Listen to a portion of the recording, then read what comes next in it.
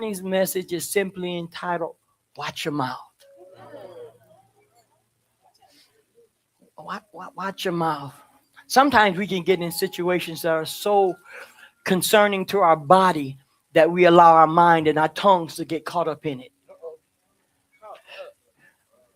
What happens is sometimes we can feel something so severely, it allows our mind and our tongues to say things that we know are not true.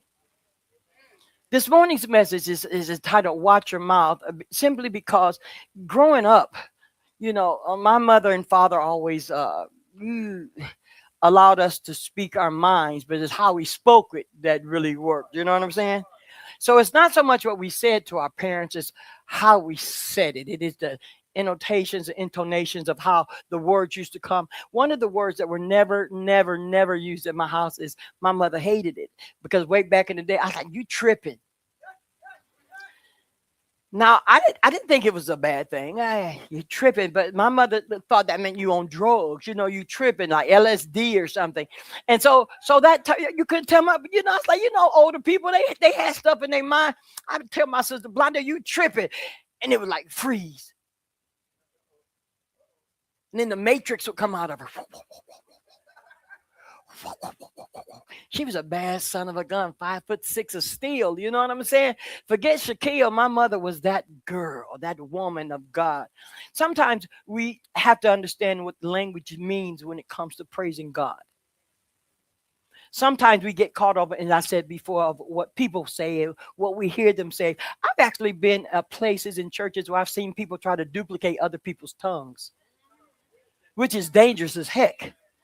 The gift of tongues is the angelic voice and the angelic language of God. And sometimes, if it's not given to you, you don't know how God has graced them for those tongues. You know what I'm saying? And so I would see people just studying. In each case, say, what? And then there are all these jokes, and you can spell words backwards, and it sounds like tongues. There's a lot of things going on. But the mixture that I want you to receive this morning is watch what you say. Watch your mouth. Now, back in the hood where I was raised, and I was definitely raised in the hood, if you didn't know how to put them together, it would behoove you not to speak. Okay, let me repeat it because I'm trying to be kind. If you didn't know how to put it together, if you couldn't do some combinations, it would behoove you not to say, because your mouth could get you in trouble. What did they say? Don't write. Okay. Some of y'all from all over the world, y'all giving me bad words and everything. Don't write a check that your behind can't cash. So if you gonna be about it, then you got to be about it. And so oftentimes we need to understand how that works in the realm of God. When we come into this place called the church, we're supposed to create an atmosphere that is that of grace and generosity. All right. And so sometimes in understanding the language, that means it creates an atmosphere where the words that we're saying while we're in grace, because somebody thinks that grace is only something you say before you have a meal, or grace is something when somebody gives you a pardon. No, grace is an actual atmosphere. It is actual place. I live in grace. I live on this street, but I live in grace. And what it simply says is I'm covered by it all the time. I'm washed in it like hyssop. It makes me white as snow. It does not make me perfect, but it makes me white as snow. Sometimes when you're in the movement of receiving God's word, some things you should not answer to. And if you do answer, you got to watch how you answer. Okay, I'm going to teach you something, because sometimes I'm going to use myself as an example. When you go into a doctor's appointment and they put your x-ray or they put something up on the screen and they say, you see that? And you're not blind, so you see what's on the x-ray. You see what's on the x-ray. So I'm responding to what the doctor asked. He said, do you see that? So I said, yes. And what he names it, I don't name it. Okay, come on now. Come on. It is the language of grace. It is the language what God allows what you to say to be. It is the manifestation of what you really receive based on your capacity to receive it. Okay, that means that if I want a gallon of water, I shouldn't bring a cup to the sink. Okay, so I cannot be playing around with this thimble if I'm asking for a measure of a gallon.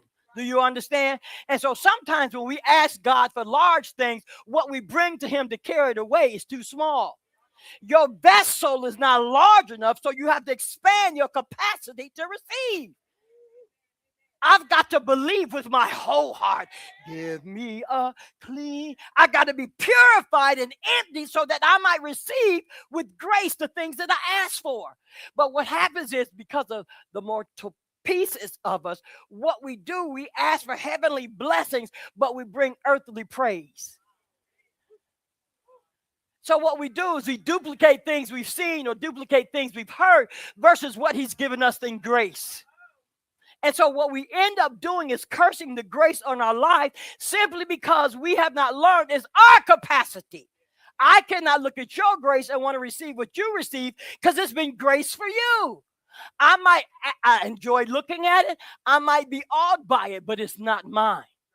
And so when the doctor says, do you see that? I respond, yes, because I have eyes. Do you all understand? You've got to understand this now. This is how you remain to live in grace. Grace is not just a forgiveness. It's a place.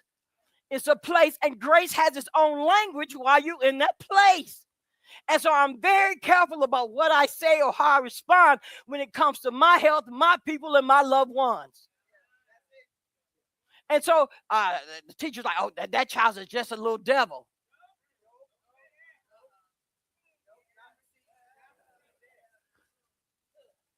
You've got to watch the words of grace. Watch your mouth. Watch your mouth. We studied that last week, and we realized that the disciples who sat closest to Jesus wanted to say, we only have. Only then puts a cap on what your grace can do. So maybe your $5 is only $5, but my $5 is going to pay my mortgage. Oh, no, y'all don't understand now the movement and the place of grace. When we put a cap on things, we put a hold on God so He cannot move because He's not going to move beyond your belief. Oh, you missed that right there. He cannot move beyond your belief because it's your capacity. You know, if you believe, then doors and windows will be open, but you believe they'll be closed, and they will close. And so when we're dealing with grace, I don't want you all to think it's a loophole. I want you to understand it's a place where you go. I'm not talking about gracious. I'm not talking about going into the room and just drifting in. Everybody say, "Ooh, who is that?" No, that's grace too. But I'm talking about the language of grace while we have to watch our mouth while we're living in that place called grace. The Bible speaks of so many areas where people have cursed their own grace. And curse is a strong word, but it is the words that come out your mouth based on what you're feeling versus what you should know. My body can hurt so bad that I have to take it under control, or I'll speak things that will curse my grace. Now let me tell you, people always say, Pastor, every time we ask you how you doing, I'm well. I'm well. I mean, you know, because I'm not speaking in the place of pain. I'm speaking in the place of grace. Wait a minute. I'm telling you how to manifest this thing now. Some of you all are just so cavalier. And after a while, you find out you telling people how you feel turns into murmuring. And you know what the word says about murmuring. And after it turns into murmuring, then it turns into complaining. And now you've cursed your grace. You've got to watch what you say. Watch your mouth. Years ago, I preached a sermon, Speak Life. You know, I can speak life, but I'm manifesting now because I've learned how to live in grace. Now, grace is a place that everybody's welcome, but only a few can sustain.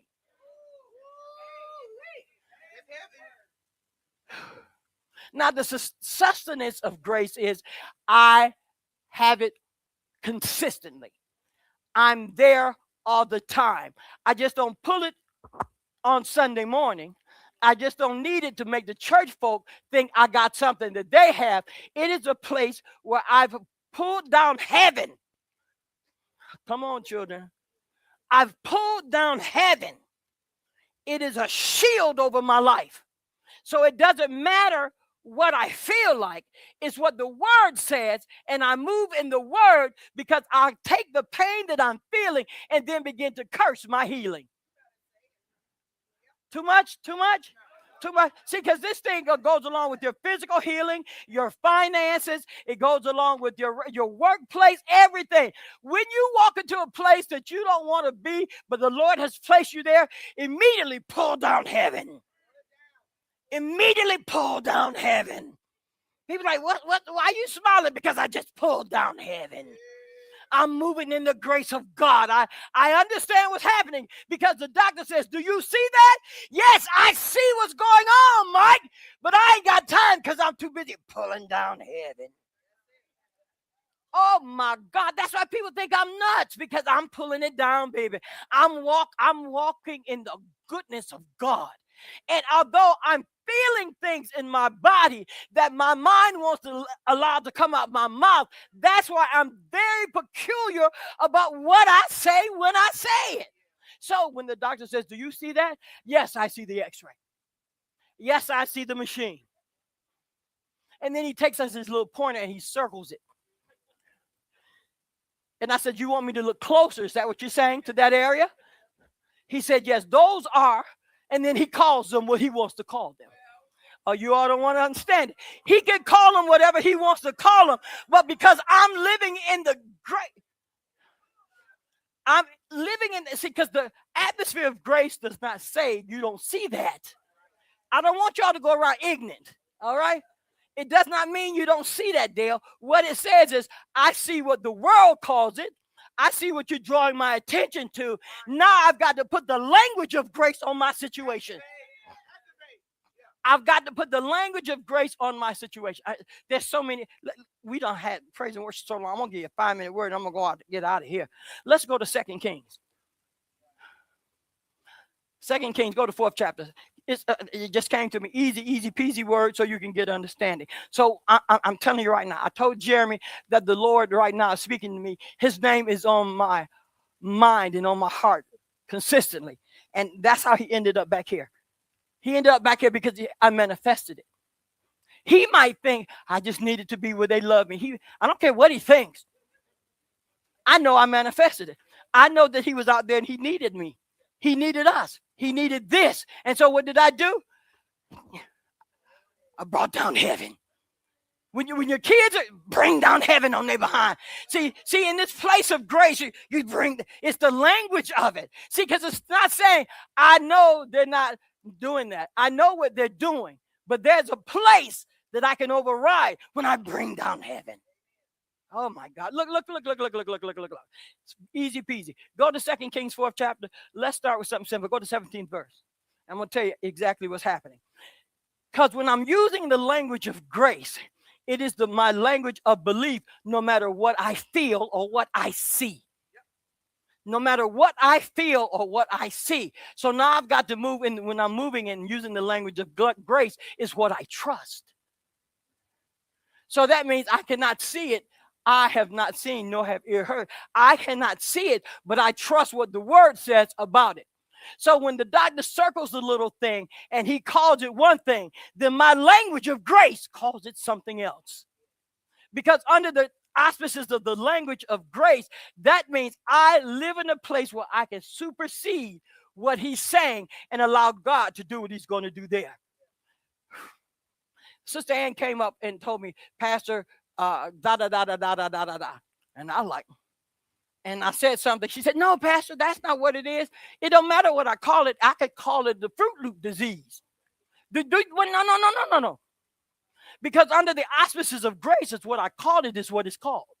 What I name it is what it's named. I call it healed. Do you all understand that?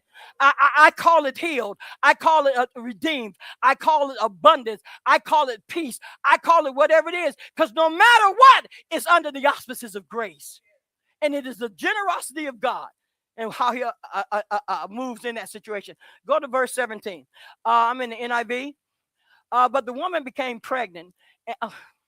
Why do I always start? You'll catch it because you know this story. But the woman became pregnant, and the next year, about the same time, she gave birth to a son, just as Elisha had told her. The child grew, and one day he went out to his father, who was with the reapers. He said to his father, "My head, my head." Now, what we're dealing with now, we're dealing with the major crux where the devil lives. Okay, you feel pain because the head recognizes it. Oh, come on now. Talk to me, doctors. Talk to me, my scientists. It says here, he recognized something and he said, "My head, my head." His father told a servant, "Carry him to his mother." Obviously, daddy didn't know what to do with it. It says, "Carry him to his mother." After the servant had lifted him up and carried him. Now, this is the concern that gets me. He says, my head, not my legs, my legs. Why did he need to be carried? When you begin to accept what you feel, you begin to lame yourself. Am I reading this wrong? Am I reading that? Now, I understand this was a young boy, but obviously he was old enough to work in the fields. He says, "My head." So his father called someone to advance his language of ungrace, because he asked someone to carry him. What then says is his father began to buy into the fact that now he's lame. You've got to watch where you get hurt. It may not be where you get lamed.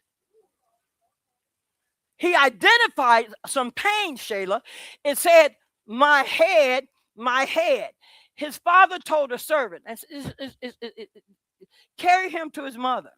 After the servant had lifted him up and carried him to his mother, the boy sat on her lap until noon.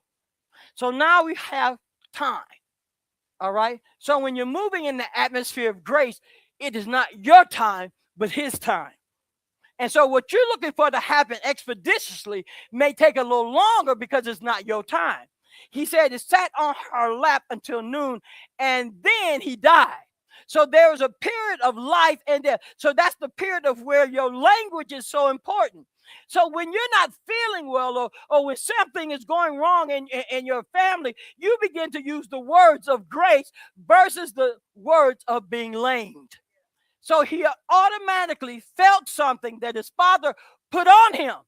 Look right here. Don't let people put on you what is not for you. He said he identified a part that he had a concern with. Why did he need to be carried?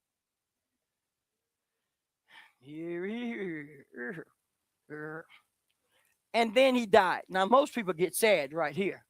But if you know anything about God and the grace of God, death is a reward. But anyway, it says, and then he died. I'm not ready for my reward yet, God. Don't get me squared off wrong.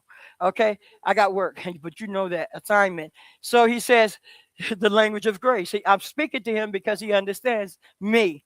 In verse 21, she went up and laid him on the bed of the man of God, then shut the door and went out. Okay, so remember what happens when there's grace. So we know that she's moving in the language and the movement of atmosphere of grace. So she put him where she got him.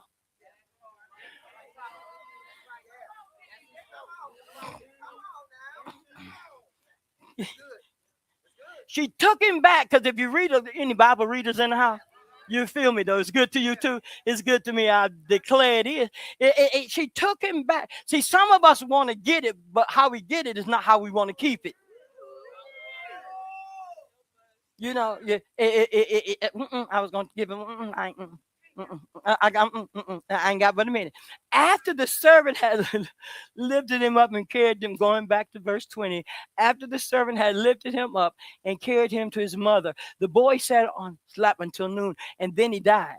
She went up and laid him, his dead, lifeless body, his dead, lifeless, no breathing. All started because he said, "My head, my head." Then his father brought into laming him because he complained of his head. Okay, am I reading this, or are y'all reading it with me? Okay, so she went up and laid him on the bed of the man of God, then shut the door and went out. Because once I leave it there, once I curse that tree, ain't no need to look back. Ain't no look back, because I'm moving in grace. And what that does is it removes me from the situation and gives it back to the person who was generous enough to give it to me. Okay, come on now, come on now, come on now. What some of the folk want to do is they want to speak grace, but then they want to coddle it all the while. They want to hold it and look at it. My baby dead, my baby dead, my baby. Take it back to where you got the baby. Take it back to the beginning where you should have been blessed in the first place. Take it back to his generosity. Quit toiling with things that is not yours. You're just supposed to live and move in grace, then use the language of grace. Then it says in verse 22, because she left him there. She left him there. She didn't think, well, let me call the funeral home. Let me call. No, what? None of that. I'm going to take him where I got him. She called her husband and said, please send me. Because what it simply says, what it simply does, is it allows you to realize that it's not my concern. See, grace allows you to rest. See, most people would have been all turmoilic and anxiety everywhere. And she said, no, I'm going to close it. I'm going to leave you here. I'm going to take you back to the man of God, because the man of God told me you were going to come. So obviously the man of God knows what he's doing. Knows what he knows where I am. He knows the situation. And then she went on and said, yeah, I didn't ask for him in the first place. But it says right here, she went up, verse 21, and laid him on the bed of the man of God and shut the door behind her. She called her husband and said, please send me one of the servants and a donkey so I can go to the man of God quickly and return. Now the urgency of this is not because she knew what she had to do. The urgency was allowing him to do what he was going to do. All right. And so she said, I need to go. So if you thought that you need to drag your burdens around, she didn't put him on the donkey. You all got to stop dragging your burdens around. Give your burdens to the Lord. Come on now, the maker and creator of all things. She said, so I need to go there quickly so I can get back. So verse 23, why go to him today? So he who had lamed him has already given up on him. See, you got to watch who you lay with. You may not be on one accord, and you wonder why things are not manifesting in your household. Okay, you don't want to hear that one. That's a whole nother one, okay? It's all right. It's all right. Because when I eat, my whole family fed, okay? So this is, I'm satiated in it, okay? So here it is here. He says, why go to him today? He asked, it's not the new moon or the Sabbath. So now he's giving the construct of a process versus being the atmosphere of grace. The immortal cannot live in the atmosphere of grace because it's too much processing they have to undeveloped. It is a myth. You don't have to do A, B, C, or D to get this. You don't have to have C, D, F, or that. You don't have, see, if you believe that you need that shot, then you're going to need that shot. Oh my God. Oh my God. It is the atmosphere. Not granted. This is not the word for everybody, because some of y'all ain't strong enough to believe you got the power of God like this. It takes a while to really realize, because it's that grace thing. I ain't been good enough, so I know he ain't gonna give it to me. I know I got a little bit on my life. See how y'all capitalize grace? See how you knock yourself right out of a manifestation because you sleeping around and smoking around and drinking around and laying up around and stealing and everything. It didn't say that you can't have grace if you do that. That's the system that man put on you. I'm not saying that you need to go out and sin. I need to know that you need to know the man and the author and finisher of your faith and the writer of this text, so you know in what context does your relationship of grace belong. No one's perfect, but his grace belongs to us all. He says, why go to him? It's not even the first Sunday. We ain't even gonna have communion. You know, that's how people say, don't go to church all year round, but go to church on Christmas, Mother's Day, and Easter. Because Easter, if y'all come here with a straw hat and a frock, Reverend Kathy, I know you got a frock. You don't went to Ross's. I know you got a frock. I'm saying this. Don't do that to me. It says here, it's not the new moon or the Sabbath. See, he already had it. Okay, if he was going to be healed, it had to be on those 2 days. Do you think the atmosphere of grace is only 2 days out of a year? I need the people of God to understand that this word is for you. It's not for somebody who's performed so well that they get more than you get. It is the capacity in which you have to bring down heaven. Jesus Christ, I'm excited and you're not. Verse 23. I done read that enough for my spirit. He says, that's all right, she said. So she gave him the Great American brush off. That's okay, honey. That's okay, babes. So she heard what he said. It's like the doctor. Do you see that? Come on. Sometimes you got to see what you see and feel what you feel, Donja. But you got to go beyond that. You got to go beyond it. There's a place of grace and the language thereof to go beyond it. She did not quarrel with her husband because she didn't want to show up in Proverbs as a quarrelsome wife. What she did was she gave him the I did. And she saddled the donkey because that's what she asked for. She saddled the donkey and said to her servant, lead on. Don't slow down for me unless I tell you. Now look at the ownership here. Look at the ownership. It's her grace that's going to manifest the miracle. She did not say anything, so I get back to my dying boy. She didn't, to my dead boy. She didn't say anything. What she's operating under is her grace, her relationship with God, and her atmosphere.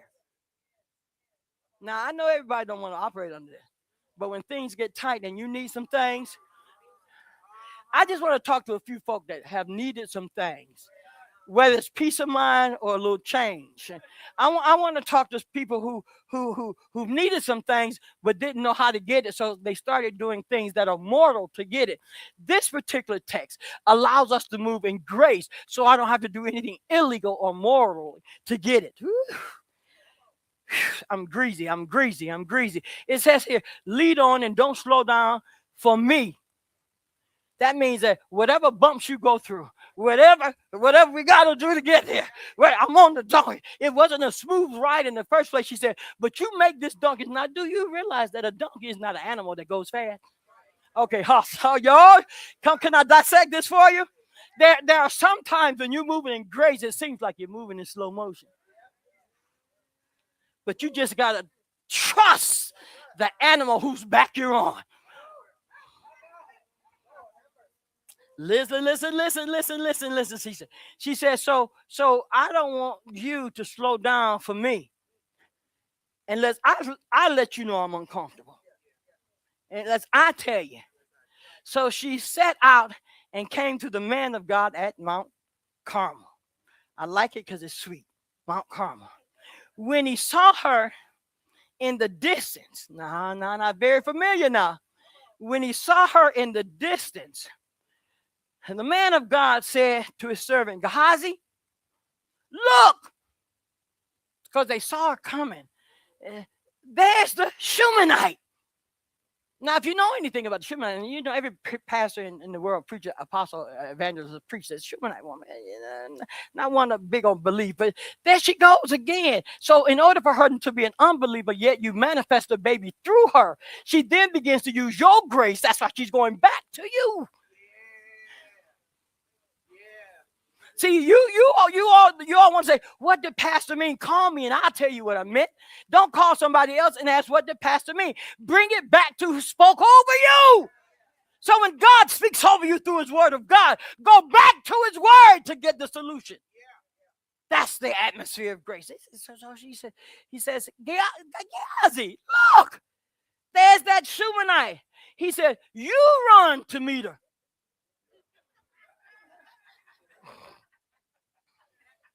You wait. Do you see the story come alive? It said, it's like I tell people, you gonna have early morning service. I said, no, on Easter. I said, no, it says that he got up.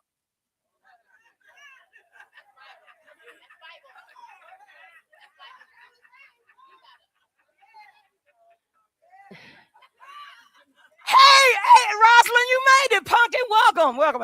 It says, you know, now I know that's a little coy, a little cute, but I'm saying what I'm saying. Now, the man of God said, ain't no need for me to be out of breath. Hold your breath.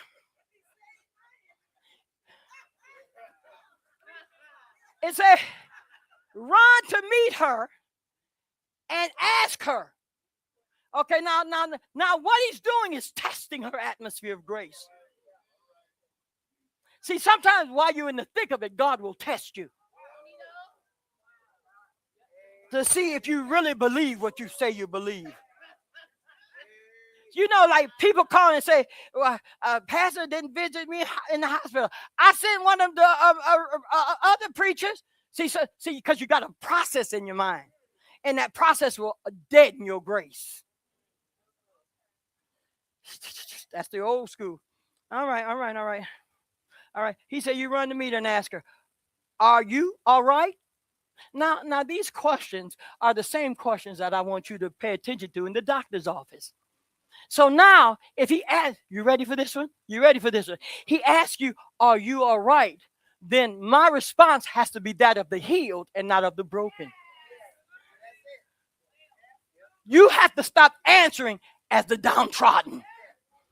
You have to stop answering to things as if you're already lamed. No, because my grace is surrounded by what the word says. And it says by his stripes. And so now I have to watch what I'm saying because I need to remain in the atmosphere of grace. So he asked her questions.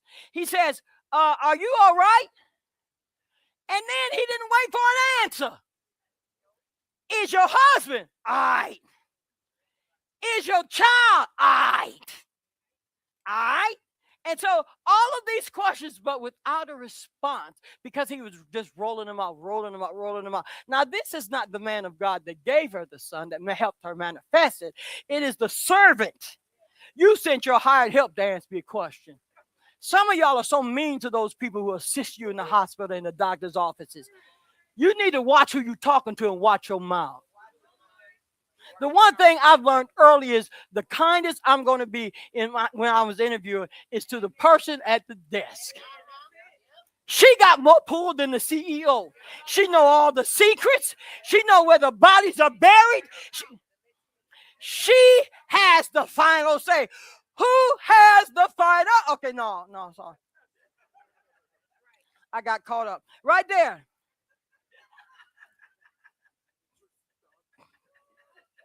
Listen closely to her response.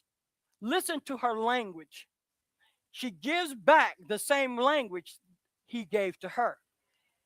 She says, everything is all right. See, when you live in the atmosphere of grace, nothing is wrong. Now, I know that may be too much for a Sunday morning, and it may be just for those who are considered crazy about the Jesus, but it says here that you've got to watch when your body tries to make your mind believe something simply because you're in pain. Pain is just a release of another thought. Listen. So she's creating an atmosphere and moving in the atmosphere. And while she's in the atmosphere, she's using what? The language of grace. Everything is all right, she said. When she finally is what I put in there. When she reached the man of God at the mountains, you see why he didn't run down there? Because he had to come back up the mountain. Okay. I'm climbing. Okay. What do I say? I got so many songs in me this morning. When she reached the man of God at the mountain, she took hold of his low place. She took hold of what? His feet. Oh my God! Don't miss something on Wednesday. She took hold of his feet. Gehazi came over and pushed her away. See, in the presence of mortality, there are so many tests, and you've got to stay well rooted. She grabbed his feet because it was the closest thing to roots. She grabbed the thing that allows a goat to move up a mountain. The feet, the low place, the low place. She grabbed his feet. But the man of God, who is still Gehazi, his servant, was just that, a servant. Everybody who sits close to the pastor may not always be a believer. So don't try to mimic Jessica's praise. She want to get up here and cry and bend over and sweat. That's her grace. No. People look at other people in church. I love his worship. I love the way Stephen. I love it. I don't love your worship. I love my worship. I love the worship he gave me. I love the atmosphere I create.